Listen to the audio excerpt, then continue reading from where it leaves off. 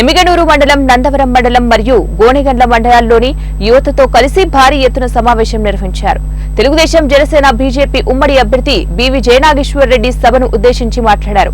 ఆంధ్రప్రదేశ్ రాష్ట్రంలో అన్ని వర్గాల వారితో పాటు నిరుద్యోగులను కూడా వైసీపీ ముఖ్యమంత్రి జగన్మోహన్ రెడ్డి అన్ని రకాలుగా మోసం చేశారని, ఎన్నికల ముందు రాష్ట్రంలో నిరుద్యోగుల కోసం మెగా డీఎస్సీ నిర్వహిస్తామని, ప్రతి సంవత్సరం జనవరి నెలను జాబ్ క్యాలెండర్ నెలగా ప్రకటిస్తామని చెప్పి మోసం చేశారని గుర్తు చేశారు. ఆంధ్రప్రదేశ్ రాష్ట్రాన్ని గంజాయి ఆంధ్రప్రదేశ్ రాష్ట్రంగా తీర్చిదిద్దిన ఘనత ముఖ్యమంత్రి జగన్మోహన్ రెడ్డికే దక్కుతుందని ఎద్దేవా చేశారు. దేశ విదేశాల్లో గంజాయి ఎక్కడ దొరికినా కూడా దానికి మూలాలు మన ఆంధ్రప్రదేశ్ ఉండటం ముఖ్యమంత్రి జగన్మోహన్ రెడ్డి పాలన ఎలా ఉందో అర్థం చేసుకోవచ్చని పేర్కొన్నారు.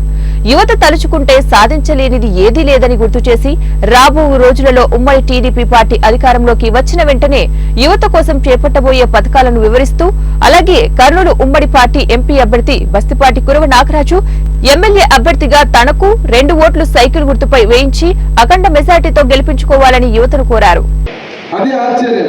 కానీ ఇక్కడ చూస్తే మీరు గమ్మత్తు, మనం ఉన్నటువంటి యువకులు ఈ దేశంలోనే కాదు ఈ రాష్ట్రంలో 5 సంవత్సరాల రాష్ట్ర విభజన తర్వాత అనేక మందికి ఉపాధి అవకాశాలు రావాలంటే ఒక విజన్ ఉన్న నాయకుడు ఈ రాష్ట్రానికి కావాలని చాలా నిర్ణయాత్మకమైనటువంటి నిర్ణయం తీసుకొని చంద్రబాబు నాయుడు గారిని తొలిసారి ముఖ్యమంత్రిని మనం చేసుకున్న వ్యక్తి ఏం చేశాడు? 5 ఏళ్ళు ఊరుకున్నాడా? ఒక కియా పరిశ్రమ వచ్చిందంటే ఈరోజు సామాన్యమైన విషయం కాదు. ఈరోజు దేశ జీడిపిలోనే, రాష్ట్ర జీడిపిలోనే అత్యంత ముఖ్యమైన పాత్ర కియా పరిశ్రమ పోషించడం జరిగింది. ఎందుకంటే దానివల్ల వచ్చే ఆదాయం అంటే బిగ్గెస్ట్ ఎఫ్డిఐ ఫారిన్ డిస్ఇన్వెస్ట్మెంట్ ఏదైనా వచ్చిందంటే అది కియా పరిశ్రమ. ఆ పరిశ్రమ అనేది ఊరికే రావు. పరిశ్రమలు వచ్చాయంటే ఆ ప్రాంతంలో ఉన్న నాయకత్వం మీద ఒక నమ్మకం ఉండాలా.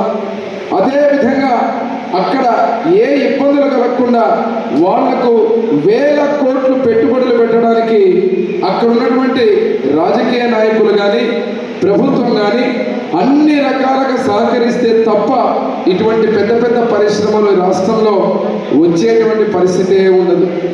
నేను ఎందుకు చెప్తున్నా ఈ మాటని 10 సార్లు అంటే, ఎక్కడో పక్క రాష్ట్రానికి తీసుకుపోవాలని, ఆఖరికి నరేంద్ర మోడీ గారు గుజరాత్కు రావాలన్నా పోరాడి ఇక్కడ ఉన్నటువంటి మన రాష్ట్రంలో ఆ పరిశ్రమను తేవడం, అదే రకంగా ప్రతి జోన్ని కూడా ఇటు ఎమ్మిగనూరే కాదు, కర్నూలు జిల్లానే కాదు, రాయలసీమని యూనిట్గా తీసుకొని చంద్రబాబు గారు ఒక ప్రత్యేకమైన హబ్బులుగా తయారు చేసి ప్రతి ఒక్కరికి ఏ ప్రాంతంలో ఉండే వనరులను బట్టి ఆ ప్రాంతంలో ఎక్కడ ఏమి చేయాలని ఉపాధి అవకాశాలు కల్పించడానికి ముందుకు పోవడం జరిగింది.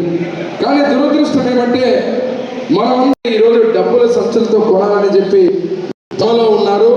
ఎమ్మిగనూరుని, మా యువతని, మా పార్టీని, తెలుగుదేశం పార్టీ నాయకుల్ని కొనడం అనేది అది జరిగే పనే కాదు.